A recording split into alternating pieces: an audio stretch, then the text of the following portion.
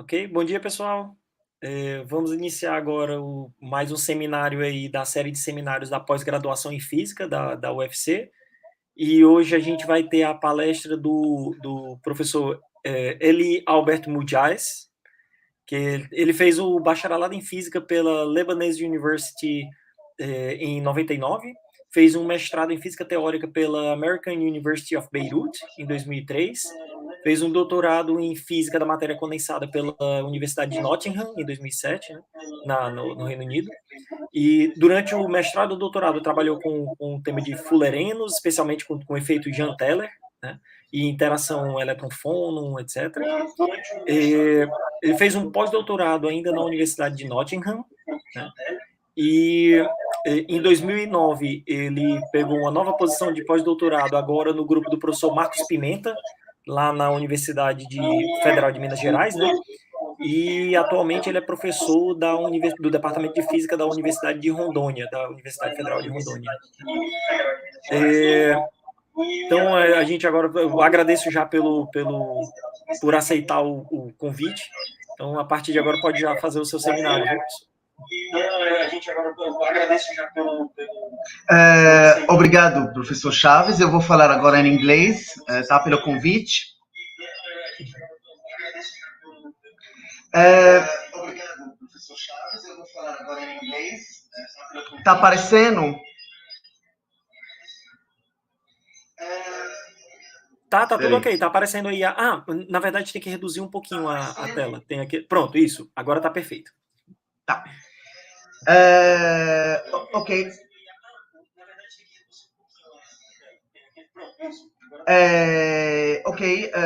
Hi everyone. I'm an adjunct professor level 4 at the Federal University of Rondônia in Porto Velho. Recently, I've become a member of the INCT, which is the Instituto de Nanocarbono. So what I'm going to talk about is I'm going to present like 4 of my recent works that have been accepted like last year and this year.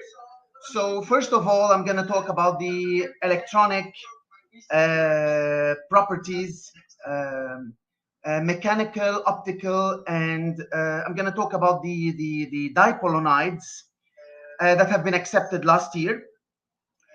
So this work has been published in the Physicae in low-dimensional systems and nanostructures. So first, I'm going to give a brief history about two-dimensional materials. So as everyone knows, two-dimensional materials were deemed unstable due to the Mermin-Wagner theorem in 1966 until the discovery of graphene in 2004, which was synthesized by James Novoselov in 2004.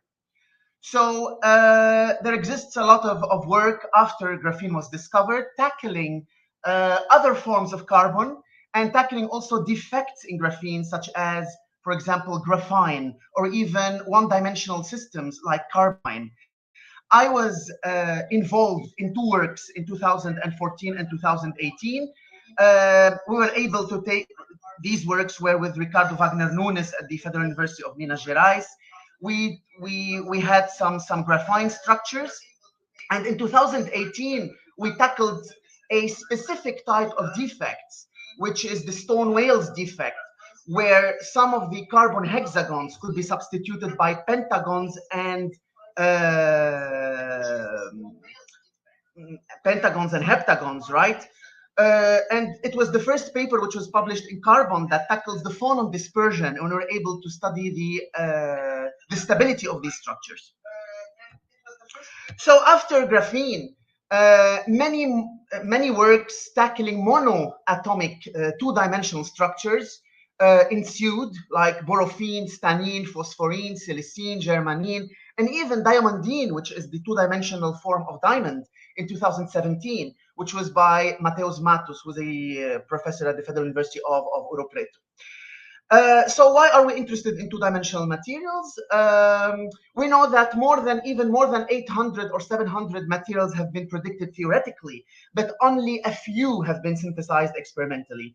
So these materials are interesting because they have a wide range of applications, such as in photovoltaics, in semiconductors, and even in the fabrication of optoelectronic devices. So I'm going to start talking about the transition metal dichalcogenides. So you've got the regular structures. Basically, they have the formula of MX2, where okay. Just a minute here. Okay, so it's MX2. M is a transition metal is a transition metal such as MOW, palladium, platinum, hafnium, zirconium, and X could be sulfur, selenium, or tellurium. A lot of work have been done on MOX2 and WX2, even transistors involving heterostructures of MOS2, MOSE2 have been fabricated. And then a lot of people, such as these guys here in 2011 and 2016, started looking at at the electronic features of other monolayers, including all of these transition metals. However, palladium and platinum dichalcogenides have only recently gained some interest, basically starting from 2016. Okay.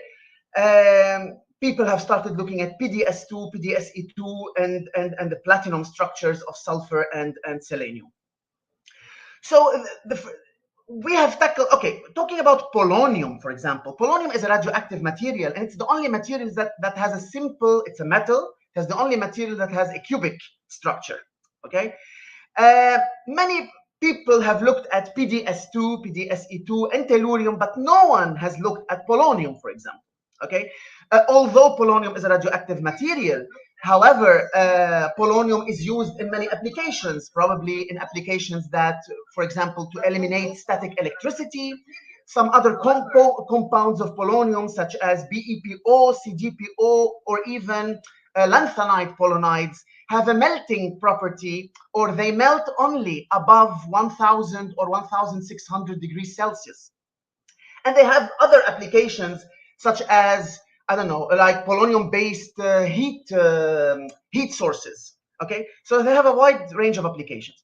So we were wondering, so we started tackling what happens when we substitute. So this is the 1T phase. This is the top view, this is the side view. As you can see, that's a hexagonal structure here. The palladium are the blue spheres, while the polonium are the gray spheres. So if you're looking at from like on a side view, right? So you can see the palladium in the middle, and then you can see the polonium in the upper and in the lower layers. You have other structures that are called Janus structures. Well, Janus, the word Janus comes from Roman mythology. So if you start with a regular structure, so you have palladium here and I don't know, whatever in the upper or in the lower layers. So you've got like sulfur, selenium. What if you just substitute the lower or the upper layer with another element, another chalcogenide, right? So you get this Janus structure. Now, why is it called Janus? Because in the Roman mythology, Janus is a god that has two faces, one towards the past and the other towards the future. So if someone is on the in the middle layer, so if you look upwards, you can see, for example, I don't know, selenium, and looking downwards, you can see sulfur. So you've got two different, like the past and the future. Okay. So let's focus first on PdPo2 and PtPo2, right? So let's focus on the regular structures. Okay. So these are the details of the calculation. We've used quantum espresso. We've used non-local PBE pseudopotentials. We've used a high cutoff energy of 100 Rydbergs, right? The structures were relaxed until the force is less than 1 × 10⁻⁴ Rydbergs per Bohr, and the pressure is less than 0.14 kilobars, right? We've also looked at the optical properties of these structures using the independent particle approximation when you don't have excitonic effects or interactions between electrons. The stability of the structures, the dynamical stability more specifically, has been done using the phonopi that uses the frozen phonon technique, and a 4x4x1 supercell and phonon and a phonon grid of 100 × 100 × 1 were sufficient to achieve convergence. It's also important to look at the thermal stability of these structures, right? So we have checked using a Born-Oppenheimer molecular dynamics. We've reached 8 picoseconds, and we've looked at the stability of the structures at 100 ambient temperature, 600 and 900 kelvins. So these are the results. So I always say the following. It's very important, first of all, to check the stability of the structure before moving on. And usually you have 3 tests of stability. First, the dynamical stability, which is the phonon dispersion. You can notice here that you don't have any negative or imaginary frequencies. You've got a small negative frequencies here in the vicinity of the gamma point. However, these are very small, that are probably due to the inaccuracies of the numerical calculation. And you notice here that you've got a wide band gap between the optical, it's an optical phononic band gap, and this has to do with the phonon scattering, and this could influence the phonon lifetime. And this is important when you calculate something called the lattice thermal conductivity, which is a tedious calculation to perform. So I'm not going to go through this because we haven't done it anyways. So the second type of stability is the mechanical stability. So what happens if you subject the structures to certain forces? Since the structures have hexagonal symmetry, so you've got 3 independent elastic constants: the C11, the C22, which is the response to some deformation along the A direction, along the B direction, and you have the shear stress, which is the C1, the C66, for example, which is along the 110 direction. C12 depends on C66, so C66, C12 is not a new elastic constant. So we can define something called the layered elastic constant. And since the structures are 2-dimensional, so we are actually interested in what happens to the deformations within the plane of the structures, right? So it reduces to this expression here, because C11 and C22 are equal due to the symmetry. So what are the conditions of mechanical stability? The criteria is called Born criteria. So you should have all the diagonal elastic constants positive, right? And you should have that C11 is larger than C12. More than that, you've got something called the Poisson ratio. This Poisson ratio, which is the ratio of C12 over C11, it should be less than 0.5 to have mechanical stability. As you can notice here, well, this table is taken from the paper, and you can see that you have a lot of structures, because in the paper we decided to do a comparative study. So between all chalcogenides, which are palladium based and platinum based. I'm not going to go through all this. I'm just going to focus, due to time, right? So I'm going to focus on the 1T dipO2 and 1T PO2. If you look here, you can notice that all elastic constants are large, right? And even the Poisson ratios are actually smaller than, if you look here, 0.15 and 0.19. So we can confirm the mechanical stability of these structures. The last test is the thermal stability, which is very important to see if we can synthesize in the lab. So what we have done is that we've done a molecular dynamics calculation, 100, 300, 600, and 900. You can notice that there is no breaking of the bonds, even up to 900 Kelvin. There is a bit of a deformation, but nothing is breaking. So even in the paper, we've discussed what happens at different temperatures to the various bonds here, to the palladium, PO1, because we've noticed that there's some deformation, but nothing breaks, which means that these structures could be possibly synthesized. Okay, I'm gonna save the details. Everything is written in that paper. So now, after we've done all the tests, we're sure that the structures are stable. So it's worth now to look at all the electronic and optical or whatever properties we would like to study, right? So if you look at the electronic properties, if you look at the band structures here, you notice that the structures are metallic. And if you look at the density of states, you notice that the polonium has the highest contribution to the density of states. for energies very close to the Fermi energy at the 0 electron volt here. Okay, so these values here are the cohesive energies, so they are negative, which means that these structures are energetically favorable. Now you can also look at more specifically at the projected density of states for the different orbitals. Since spin orbit coupling is included in these structures, then I forgot this detail. This is important because polonium and platinum both are heavy metals, so it's important to look at the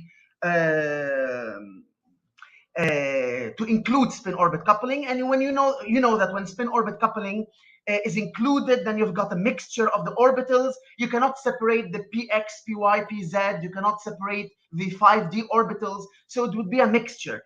Basically, you can, well, the pz here is an orbital which is perpendicular to the structure, while px plus py, which is a mixture of the x and y orbital, is basically a planar contribution.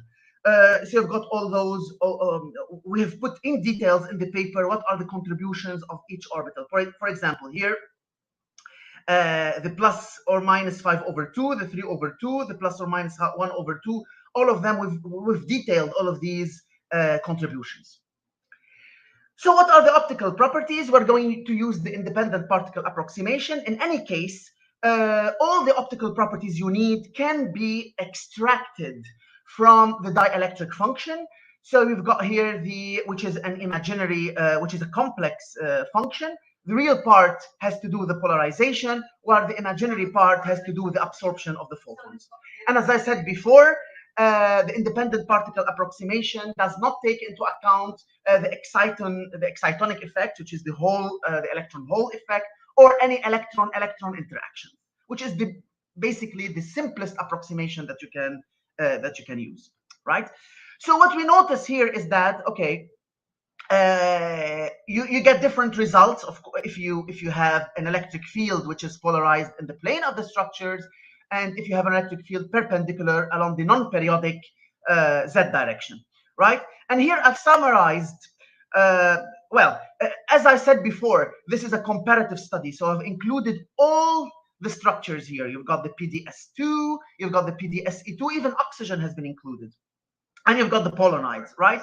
Because all other structures are semiconductors, then you can notice here that the absorption coefficient alpha starts to become non-zero at a certain value here, whereas for the dipolonides, it has a non-zero value at very, very, very small energies, right? So I've tabulated here this is the reflectivity, right? So you notice here, if you look at the PdPo2, if you compare the PdPo2 and PtPo2, you notice that the absorption coefficient is higher for PtPo2, and it occurs at a 5.45, which is basically in the ultraviolet regime. The reflectivity as well, for example, within the plane of the structure, you've got, it happens at very small energies. You've got an 87% reflectivity. Well, that's not very, very surprising. They're being metallic. The structures are metallic. And along the z direction, of course, the reflectivity is decreased. And the highest one is attained for PtPo2 with 42% and 31% for PtPo2. All of these results, of course, you can look at in this publication. So I'm not gonna. Well, if we want to conclude, then we've looked at the structures of PdPo2, PtPo2, right? They are all stable, satisfying all three criteria: mechanical, thermal, and dynamical stabilities.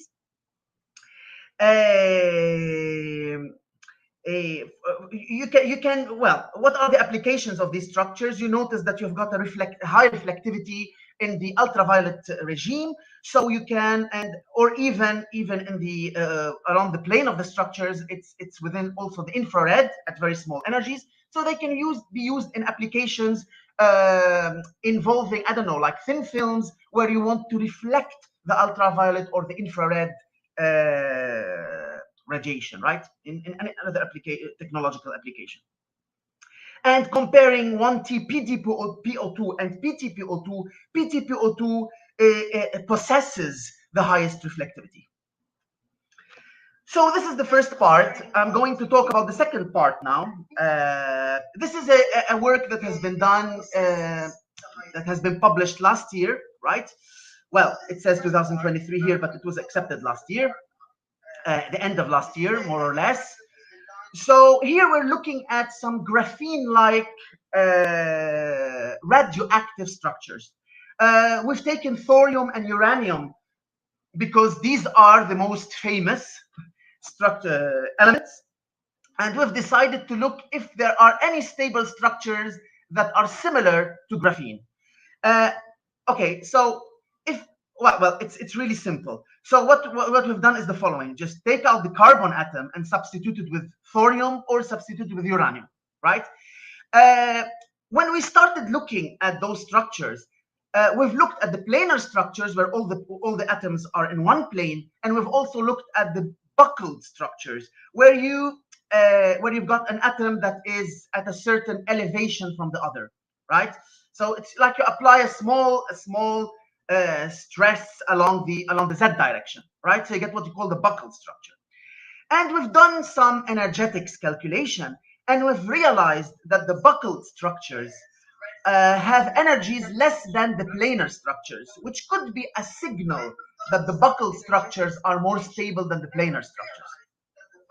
Now, at the time of doing those calculations, we were not aware that there are people that have targeted radioactive materials, and we've noticed while writing everything, while looking for the literature after we started the calculations, we've noticed that there's a paper here which was published probably the 2022, I think at the beginning of 2022, where people have taken polonium, but they have taken a 1T structure, right? So they have, this structure looks like a TMD, a transition metal dichalcogenide, and I've looked at their stability. Okay. So now we are ready to look at to perform the stability tests for the planar and the buccal structures.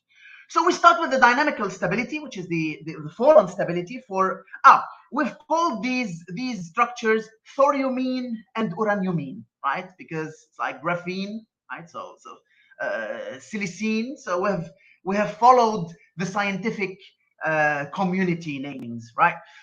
So we notice here that, including spin-orbit coupling, we notice that the planar structures have those soft phonons, which means that those planar structures for both thoriumene and uraniumene are not stable dynamically.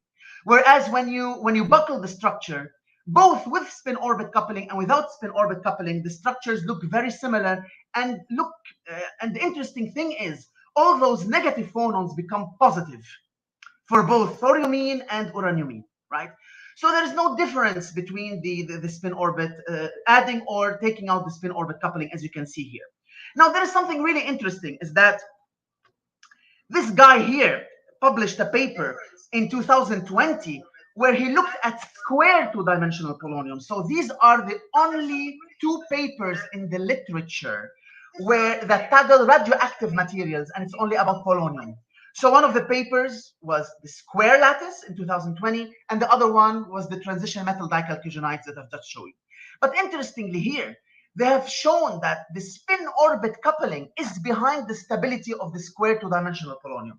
So here they did the phonon dispersion. So it looks like there's one atom in this square structure, right? Because we've got like 3 dispersions.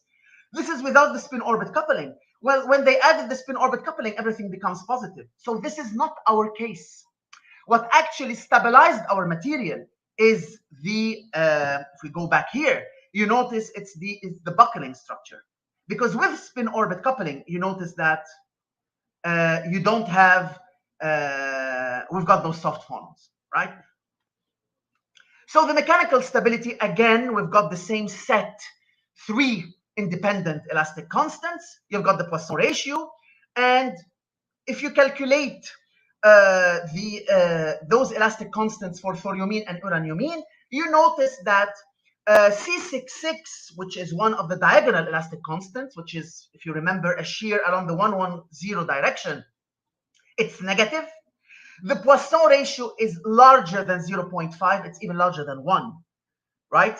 For the planar structures, whereas for the buccal structures, they perfectly are stable. Okay, so you've got like, that's, well, it's at the limit here, 0.49, 0.48. But the good thing is you've got all elastic constants to be positive here. So so these buccal structures have passed the second test. Okay, so now if you look at the thermal stability of the structures, we've only looked at the 300 Kelvin. You notice here that after a 5 picosecond molecular dynamics calculation, you notice that the thoriumene and uraniumene did not change much. Even the fluctuations in the total energy are not really large.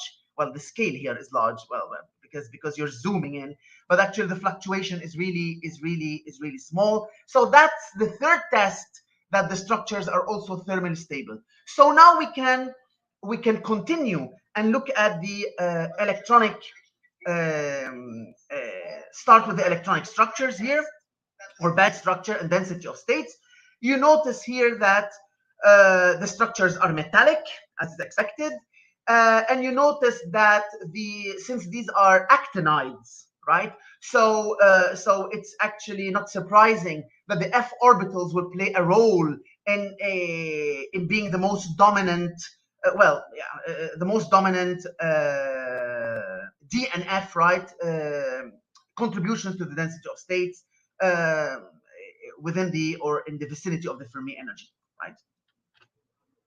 So what we have done here is that we actually wanted to understand more. Why are the planar structures unstable while the buccal structures are stable?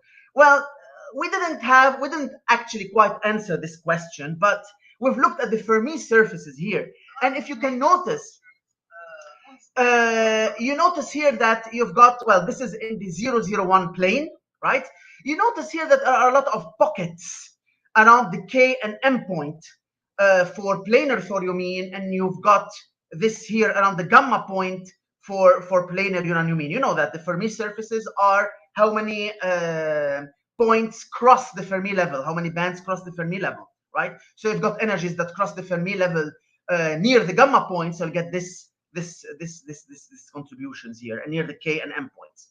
So now when you buckle the structures, you notice that most of these disappear, and there is another one that appear here. So this is called a phenomenon of nesting, as if there are a lot of vectors that take you from one point to another along these pockets. And when you buckle the structures, these number of vectors are decreased. So when you go to the spin-orbit coupling, you don't have a lot of difference here when, well, there isn't a lot of difference when you go from in thoriumene, right? When no spin-orbit coupling and with spin-orbit coupling, right? Whereas here you can notice that there is a small difference. That wiggly Fermi pocket here around the gamma point, it becomes disconnected. It looks like Fermi arcs, right? Fermi windows here near the gamma one. So it looks like, so to study nesting, you actually have to study the susceptibility, and this is a bit of a tedious calculation. So well, we'll be looking at this in the near future in a future publication that we are looking at now. But why is this interesting? Because, well, what we can conclude is probably the reduction of probably nesting here is the culprit behind the instability of the planar structures.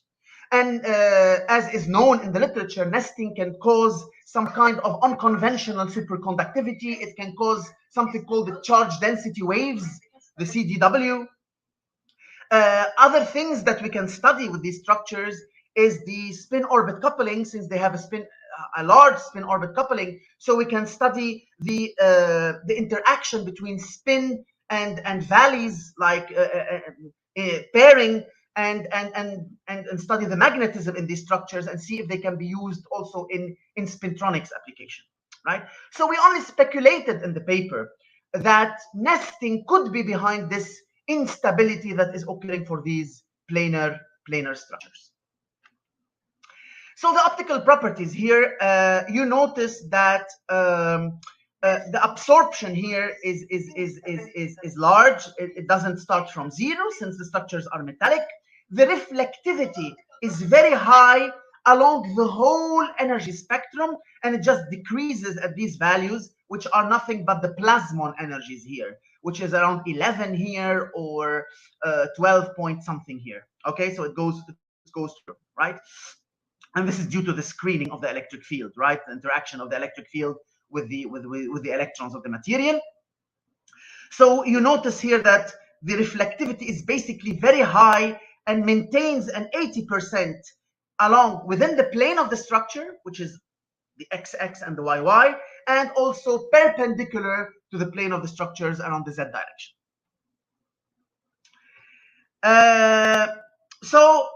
Okay, to conclude the second part, we've looked at two-dimensional graphene forms of thorium and uranium. They are all stable.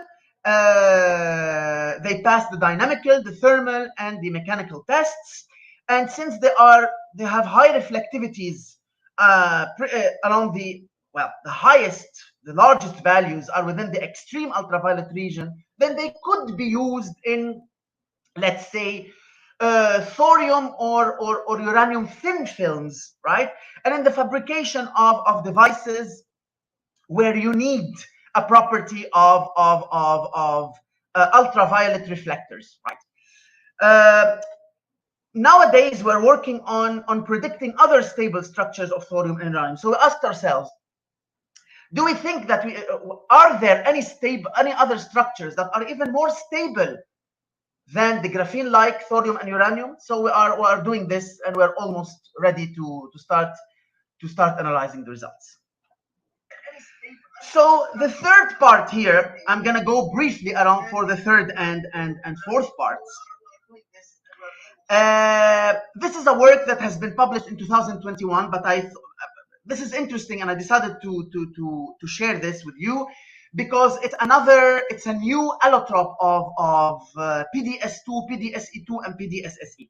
In 2019, we've published a paper targeting the optical and thermoelectric properties of the 1T phase, the trigonal phase of these structures here, right? Of PDS2, PDSE2, and the Genus PD sulfur with selenium. It's the same thing as MOS2, MOSE2, and MOSSE. The only difference is that in the MO-based structures, the 1H phase is the one that is more stable, whereas in our structures, the 1T phase is the one that is more stable, right? So we decided at the end of 2020 with one of my collaborators, she's in Saudi Arabia, we decided to look at a 1T prime phase of these structures. The 1T prime is a kind of distorted 1T, right? If you distort the 1T structure, you get a 1T prime, which is basically stable for MOS2 and MOSE2, right? So we decided to do this. But when we formed the structure, when I formed the structure, we actually did a mistake in the unit cell, right? And we've relaxed the structure. And when we looked at the relaxed structures, we've noticed this new structure. And I was like, hang on, that's not the 1T prime. Something went wrong. So instead of creating a rectangular unit cell, I created a 1T with like a mixture of the hexagonal and the rectangular structures. So when I took the structure, like, okay, let's study the structure and see if it's stable. I'm not gonna go into the details, but I can tell you that these structures, we have called them the 1OT structures. Now, why did we call them OT? Because if you look in the plane if you're looking at the plane of the structures, you can see that you have some octagons here, right?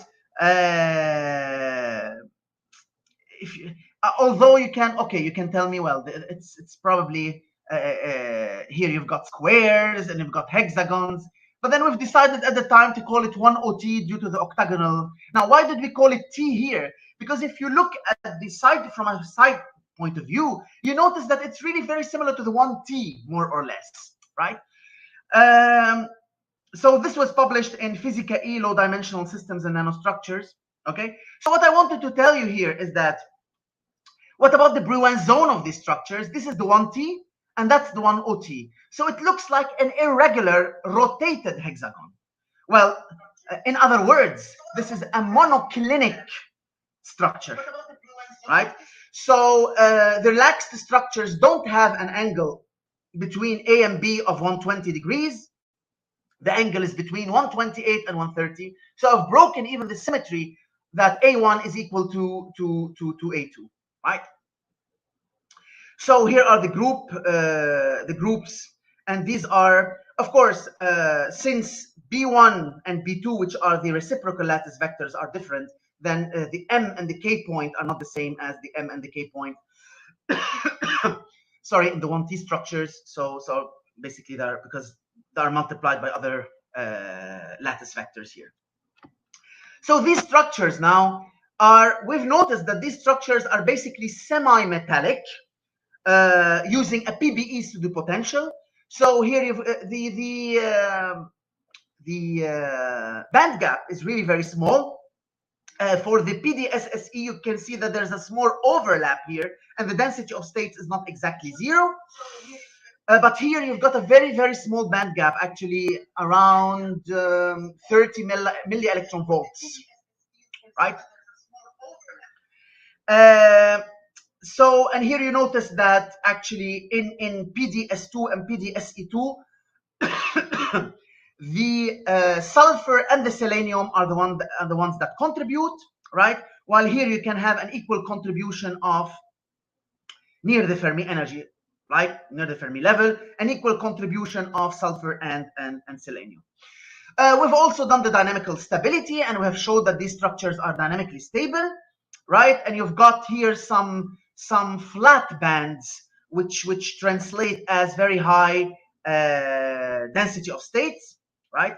And you've got a large band gap here in the dispersions. So I just wanted to shine light on this. Basically, now I'm working with Professor Alexandre Dias from the Federal University of Brasilia. We have a ready manuscript, and we are tackling some new optical properties of the 1OT structures. So I just wanted to shine light on these structures because they were interesting, and they were the result of an error that was not actually intended, unintentional error. The last part here is a work that I've been doing with some Indian collaborators from Gujarat University. We've done this last year. It was published last year. It's about new structures also of palladium with sulfur and selenium, and they're called lace-like structures. So why I wanted to shine light on this work is because just to let you know that we've been doing other properties other than electronic, other than optical or mechanical properties. We also calculate the thermoelectric properties of certain structures. So these are the structures. This is the plane view, or okay, that's the top view. That's the side view. If you notice here, it looks like a shoelace. That's why it's called like a lace-like structure. These structures are whether PD2S3 or PD2SE3. They are semiconductors, indirect band semiconductors. In this work, we have looked also at the contribution of strain, what happens when you apply strain, what happens to the band gap. You notice here that the band gap increases when you increase the strain, right? It's probably tensile strain. Yeah, tensile strain. Where when you apply compressive strain, you can notice that the band gap decreases and goes to 0 at these large strain, turning the structures into metals. And this is also the application of the electric field. If you apply an electric field perpendicular to the plane of the structures, you notice here that you've got some kind of symmetry between positive and negative electric fields. So I was the one responsible for calculating the thermal properties of these structures. So usually when you calculate the thermal properties, you look at the Seebeck effect, you look at the electronic conductivity, you look at the heat thermoelectric conductivity or thermal electronic conductivity, and the okay. So the problem in these structures or in these calculations is something called the electronic lifetime, right? A method which is called the deformation potential theory method. How do you do this? Okay, so you can calculate from this, you can estimate the carrier is in terms of the elastic constants, in terms of the effective masses, and in terms of something called the deformation potential, right? You well, basically C2D and E1, you can hit birds with one stone. So you can calculate C2D and E1, right? By looking at how the energies change.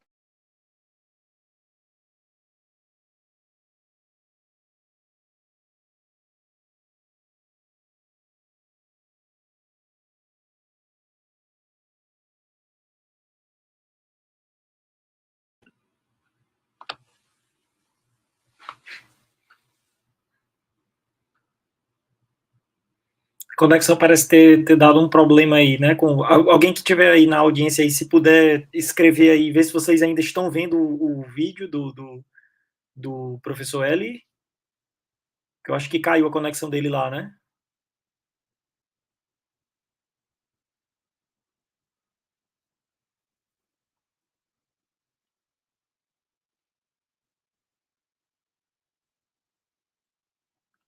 Vou mandar aqui uma mensagem para ele para avisar que a conexão dele caiu.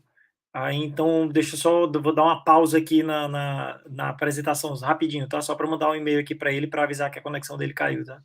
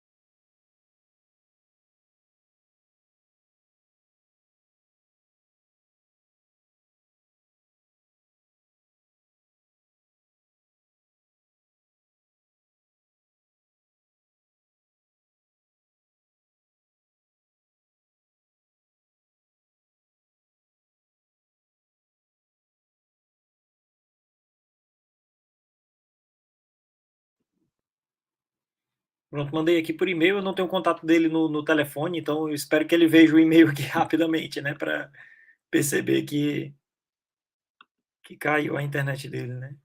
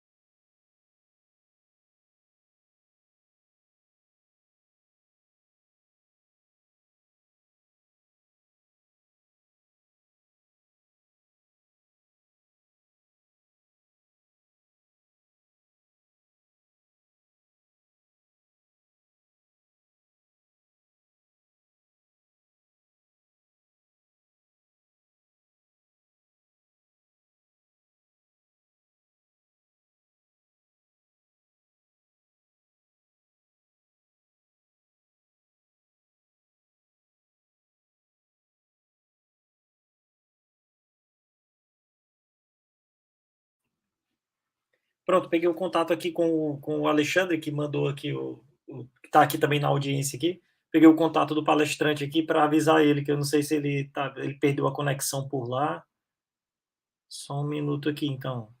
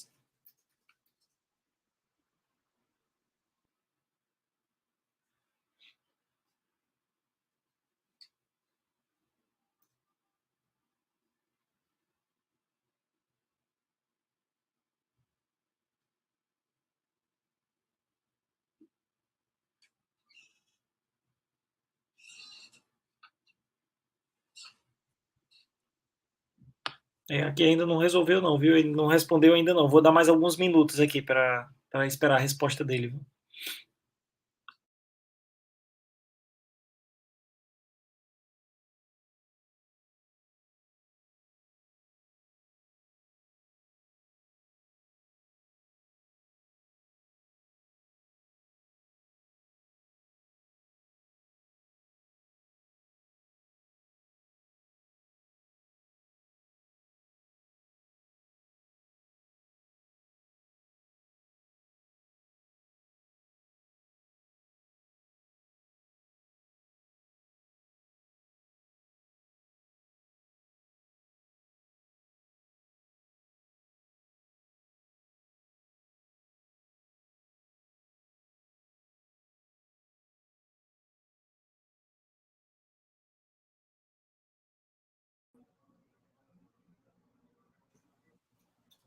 Opa! Meu Deus, acho que caiu e nem reparei. Eu imaginei mesmo. Mas caiu quando? Meu Deus do céu. Eu acho que caiu há uns 7 minutos, porque eu lembro de ter olhado aqui o relógio, estava em 42 minutos, mais ou menos, de apresentação. Então, foi num slide, quando você estava apresentando já, deixa eu ver aqui, até minhas últimas anotações, então... Ai, meu Deus, porque eu coloquei, porque tinha eco, né? Aí eu desliguei o negócio. O áudio, né? O áudio. Eu vi que de vez em quando aparecia a barrinha do áudio indo pro zero. Meu Deus, agora Então fazer o coloca aí quê? a Como fazer? coloca a apresentação novamente que eu consigo identificar mais ou menos qual foi o último Por slide favor. aí. Peraí, deixa eu colocar aqui. Eu Porque agradeço o pessoal também fechou. da audiência que ficou ainda também, viu? Obrigado aí pela Não, porque paciência, pessoal. eu desliguei o áudio, entendeu? Eu desliguei o áudio. Peraí, deixa eu abrir primeiro. Tem que present, share screen. Agora eu vou deixar o negócio. Entire screen. Allow. É porque às vezes o áudio fica dando eco aí, fica ruim, né? Ele tá dando que eu tava meio. Eu falei, gente, não, vou desligar o negócio. Mas cada vez eu ligo, desligo. Tá funcionando. Falei, por que vai parar depois? Deixa eu fazer aqui. Deixa eu. 130, deixa eu ajustar aqui. Então, tomara que no final, pronto, porque. foi lá já na parte que você estava mostrando os... você mostrou que tem um material com um gap muito pequeno, indireto, já não sei se é um diseleneto de paládio com uma estrutura será que esse OT. OT já está aparecendo para você? Isso, pronto. É um pouco depois daí. Minhas últimas anotações foram sobre isso, até que vou fazer uma pergunta depois sobre isso. Mas aí, pronto, nessa parte aí. Pronto, exatamente. Essa você chegou a mostrar ainda aí. Beleza, beleza. Então eu vou continuar daqui então. Ok. Tá quase acabando. Mas eu vou continuar. Tá. Só me fale quando eu posso começar. Pode começar já. Tá, ok. Okay, so sorry, I did not realize that I was offline. So I was told that I stopped here at the dynamical stability of those 1OT structures. So as you can notice here that you've got the phonon dispersions are all positive, right? So you've got 6 atoms per unit cell, so you expect 18 phonon branches. And you can notice here for the PDSSE, you've got a branch here that is basically soft. Well, not soft, sorry, it's flat. So which means that the frequency does not change much, which actually causes the density of state to be really large here. So what I wanted to show from this work is that how an error led to a new structure. But if you want to look at the details of this, you can always look at the paper here. It's in the Física E Low Dimensional Systems and Nanostructures, volume 128, and it's published in 2021. The last part I want to talk about is a work that I've been doing with Indian people. So also involves palladium and sulfur and selenium, but it's a completely different structure, and it's called a lace-like. Why it's called a lace-like? Because it looks like a shoelace. If you look at the side view here, these structures are stable. This is a PhD student of an Indian collaborator. She did those bands here. They are indirect band semiconductors, both PD2S3 and PD2SE3, right? She also did how the band gap changes with strain. So when you increase strain, you notice that the band gap here applying a tensile strength, right? So the band gap increases, while the band gap decreases when you apply compressive strain, right? So at a certain 5% compressive strain, you notice that the structure becomes metallic. We have also looked at the application of an electric field perpendicular to the plane of these structures, right? So you can notice that there is a kind of symmetry by applying the electric field, right? So even the band gap here, when you apply a electric field, when you increase the electric field, the structure becomes metallic at 2.5 volts per angstrom. And here the same thing when you apply a negative electric field. Now, the part that I've been responsible is the thermoelectric properties. So this is why I wanted to show you this slide, because I'm also involved in doing some thermoelectric properties. So usually the highest, thermoelectric properties are what? You can calculate something called the Seebeck effect, electronic conductivity, thermal electronic conductivity, power factor, which depends on the product of the square of the Seebeck and the electronic conductivity, right? But the hardest part actually is something called the electronic lifetime. So the easiest out is use something called the deformation potential theory. How do you do this? If you calculate the mobility and if you calculate the effective mass, then multiplying these two and dividing it by the electronic charge, you can get the electronic lifetime, right? So how can you calculate the mobility for electrons and for holes? So for two-dimensional systems, this is the expression here. C2D is a elastic constant, and E1 is called deformation potential. And here you can hit two birds with one stone, because if you calculate how the energy changes with strain, then you can calculate how the valence band maximum and the conduction band minimum can change with strain as well, right? So and this is a very simple calculation, right? The effective mass is actually, the simplest way is to take the valence band maximum and the conduction band minimum and fit the bands with a parabola, and then do the second order derivative and calculate the effective mass. So you can obtain the electronic lifetime. The hardest way and the most precise way is basically knowing the following. Usually the electronic lifetime is the dominant part of the electronic lifetime is due to the electron-phonon interaction. So to do this, you need to do the phonon dispersion and then calculate the electron-phonon matrices and converge them. And this is the hardest part. Right?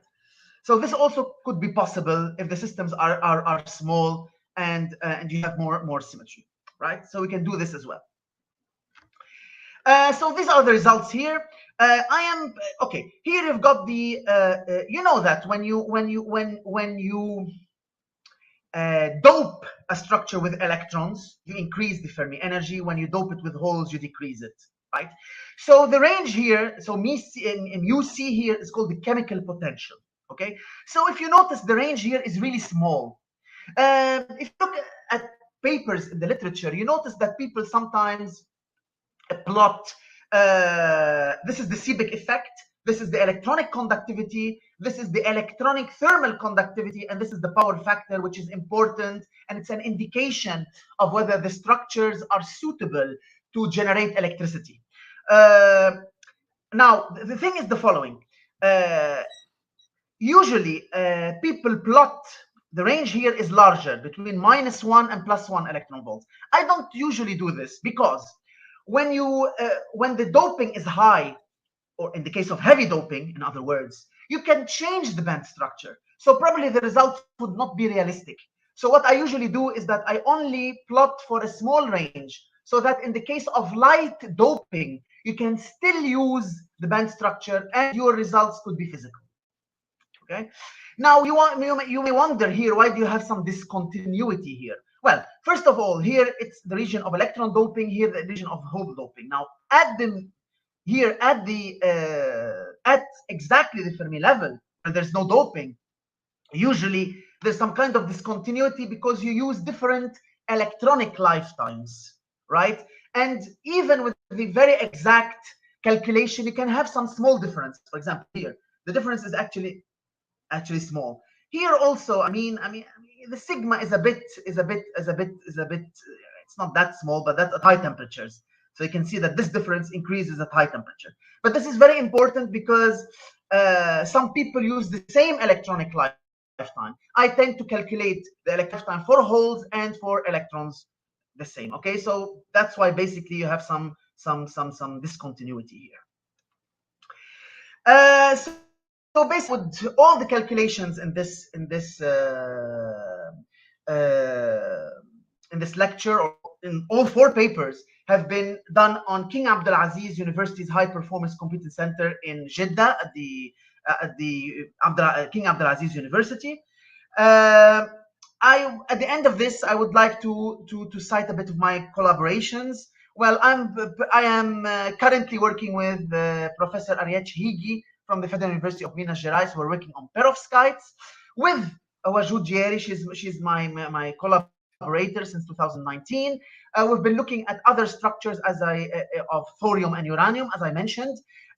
We're also looking at what happens when you apply strain to those new 1OT structures. I also work in the areas of magnonics. I look at the spin dynamics of iron and nickel, for example, and I calculate the reflectance and transmittance in nanojunctions made of these iron-nickel alloys. And this is the collaboration with Professor Antoine Khater. He is at the Université du Maine, in France.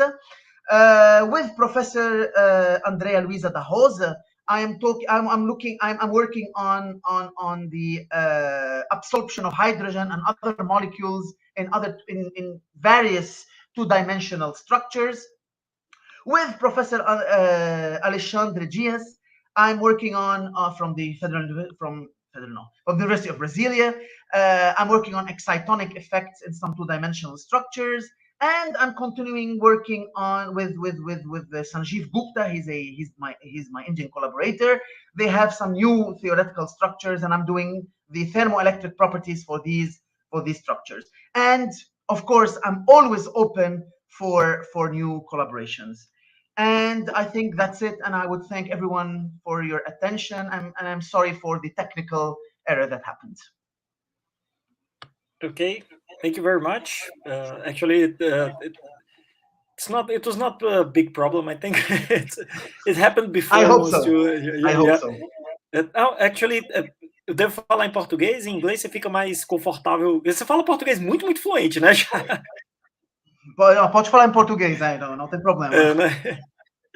Eu vou passar agora para as perguntas. Se as perguntas forem feitas em português, se tiver ruim também eu posso fazer traduzir se for necessário, mas se não tá. Não. Mas então, você já vai falar as perguntas, né? Isso, porque os alunos escrevem no chat e aí eu. No chat, beleza. Peço desculpas também, agora do meu lado aqui tá tendo um barulho aqui na sala do lado, então. Não sei se tem problema, não tá. Não tá dando para ouvir, não, né? Bom, eu vou dar um tempo aqui para as pessoas fazerem perguntas. Enquanto isso, eu vou fazer algumas perguntas eu mesmo aqui também. Nesse trabalho, assim, eu vou começar até pelo último comentário que eu tinha falado, que eu já tinha anotado aqui, né? Desse material que você tinha mostrado, que é um material com gap muito pequeno, mas indireto, né? Eu não sei se ele é ele é um disseleneto de paládio. É o OT, exatamente. Deixa eu voltar aqui. Esse então, aqui. Pronto, OT, aí né? a estrutura. Isso, aí na estrutura de banda, deixa eu dar uma olhada nela de novo aí, então. Pronto, ok, seria esse mesmo. Aí, esse material, ele é mostrado que é estável, mas ele não foi sintetizado, ele é só ainda teórico, né? Não, é um trabalho teórico, porque, como eu falei, eu estava querendo fazer o cálculo para um T-linha, né? Que um T distorcido. Aí eu fiz um erro na célula unitária, eu esqueci de mudar. E acabou dando certo, aí né? surgiu esse elemento. Mas, de qualquer forma, assim, ele tem uma coisa bem legal nele aí, que é essa história de ter um gap pequeno e ser indireto. Na verdade, recentemente, em 2017 ou foi 2019, eu acho que eu devo ter um artigo por aqui, deixa eu dar uma olhada aqui só para ver o quão recente isso foi 2017, foi 2017. Tem um artigo que o pessoal fala sobre condensados de Bose-Einstein com uma temperatura altíssima num material que é um trisulfeto de titânio, alguma coisa desse tipo. Deixa eu dar uma olhada aqui se eu acho aqui a referência. É um disseleneto de titânio. E aí eles dizem que, tipo, por que tem que ser especificamente esse material? Tem que ser disseleneto de titânio com a estrutura 1T.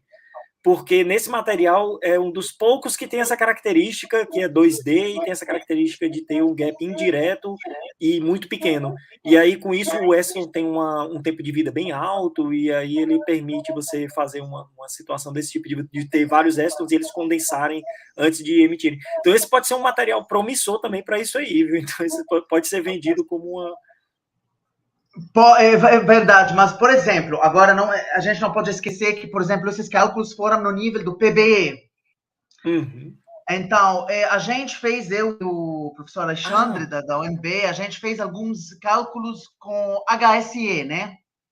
Aí apareceu um gap maior. O gap mudou para 0. uma coisa, 5. 0,5, não, aí já é um bocado, Então ele fica um semicondutor indireto, mas continua indireto, é isso? Também que o PBE, exatamente. Mas ainda é menor das estruturas 1T, por exemplo. Ok. O professor Milton, daqui da UFC, também tem uma pergunta aqui, deixa eu colocar essa pergunta aqui na tela. Ele pergunta se vocês já consideraram o fluoreto de uranila. É um composto de urânio que é em camadas, é um composto usado na síntese de UF6, deve ser fluoreto de uranila 6, né? Se não me engano, é um isolante no Buccal. Você chegou a ver essa estrutura já? Tipo bidimensional?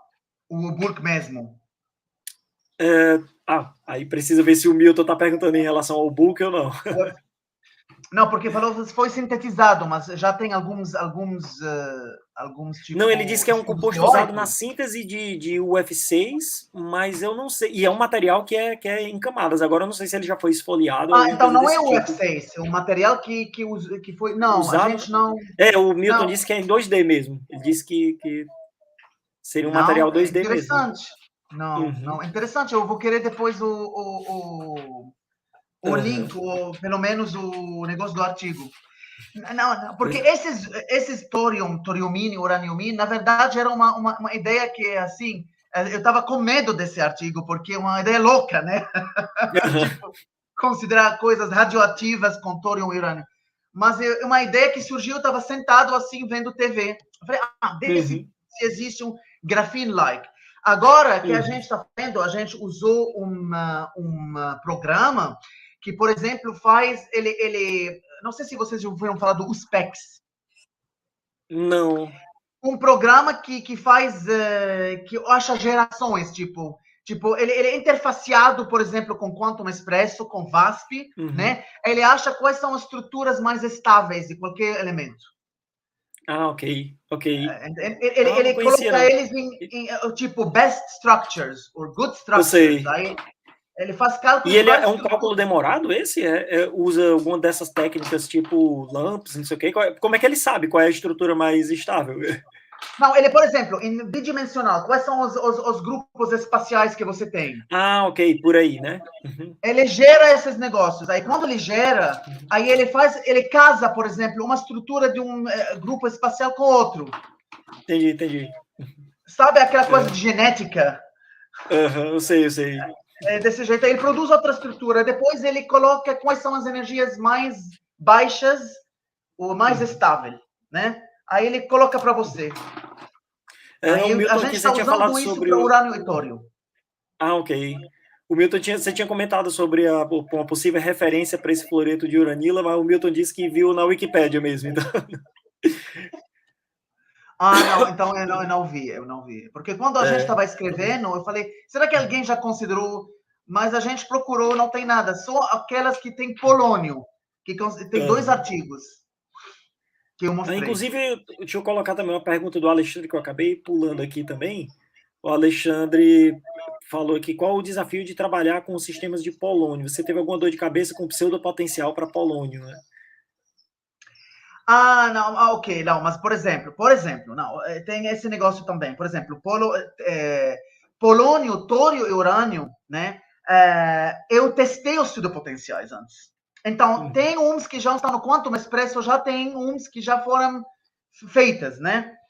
Mas eu não Uhum. pego, porque principalmente esses elementos aqui você tem que ter cuidado. Uhum. Aí eu faço o teste desses pseudopotenciais, se tá ok ou não, antes de começar o cálculo. Mas já tem uns que são prontos no Quantum Expresso. Para polônio também, né? Uhum. Para polônio também. Ok. Na É, verdade, tem esse site também que chama Pseudojo. uhum. Mas eu sempre faço o teste antes de começar um cálculo sério sobre essas coisas. Ok.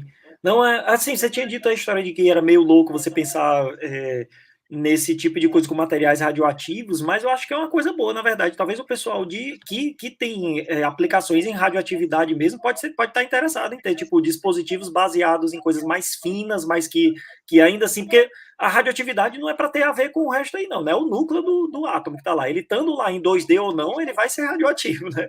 Então isso pode ser uma coisa boa, é uma nova forma de você colocar aquilo ali, assim, criar mais formas diferentes de fazer a coisa é sempre bom, porque às vezes você resolve um problema que não tinha antes e agora você tipo, você resolveu um problema porque não existia essa estrutura antes, tá entendendo? Então, coisas que podem ser boas para uma coisa, às vezes não são úteis para outra, mas vice-versa também. É isso que eu quero dizer, assim, tipo, é importante você saber que existem esses materiais que são 2Ds e ainda assim são radioativos, porque pode ser que sejam úteis para alguma aplicação na área lá, né? Pois Então, é, mas é eu uma coisa. procurei também, antes de começar, eu procurei, porque essa parte eu falei, nossa, vai ser criticado sobre essa parte, eu tenho que procurar quais são as aplicações. Aí eu olhei, tem outros, por exemplo, zinco com polônio, por exemplo, Aham. ZMPO, BAPO. E tem várias então não aplicações. É tão louco assim. É muito importante testar sobre esse fato. E uma outra pergunta também, nesses de thoriumene e uraneno, etc., uraniumene, nesses aí, qual é a estrutura, você sabe dizer qual é a estrutura cristalina dele na fase bulk? Porque, assim, a expectativa é que, se você vai fazer ele 2D, se o bulk dele tiver sido layered, é mais fácil de esfoliar, pelo menos. Senão, você vai ter que esperar que faça um CVD, alguma coisa assim. Exatamente. Não, a gente estava pensando em fazer o bulk desses, para ver qual é que é o bulk. Mas a gente começou realmente do 2D mesmo. Né? Porque Thor, eu acho que é FCC, né? Normalmente no bulk. Não lembro. Eu não sei qual é a estrutura, assim, então eu não teria como prever, mas, assim, isso pode ser uma coisa boa para guiar as pessoas, se elas quiserem buscar um material desse, se ele pode ser esfoliado ou não. Tem que ter o bulk antes. Exatamente, pois é. Mas aí já dá uma expectativa de como procurar isso, né? Tem. E uma outra pergunta aqui, só para saber se eu entendi direito aqui, nessas estruturas que você estudou, que você tinha o plano, e aí você fez a versão Buccal, e aí eles ficam mais estáveis, né? Isso. Mas aí, em compensação, e talvez até por isso também, você perde a história do band nesting, se você fizer isso, então, né? Isso. Ah, ok. Porque isso podia ser uma coisa legal, que é um material com band nesting, então você poderia esperar supercondutividade, charge density wave, etc., mas aí só tem na fase menos estável, né? Então... Exatamente. É uma pena, mas a gente assim, é uma estava coisa boa tentando ainda. explicar, na verdade, por que está acontecendo isso. Ok. Bom, então, deixa eu ver se alguém mais aqui da audiência tem alguma pergunta. Vou dar mais alguns segundos para alguém escrever alguma pergunta aqui no chat.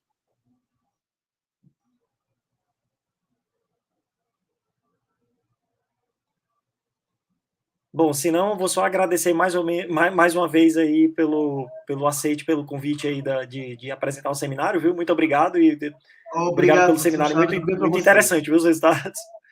Obrigado. Obrigado. Então, obrigado aí, pessoal da audiência também, viu? Um bom dia para vocês. Vou encerrar a transmissão agora já, viu? Obrigado. Até mais. Tchau. Até.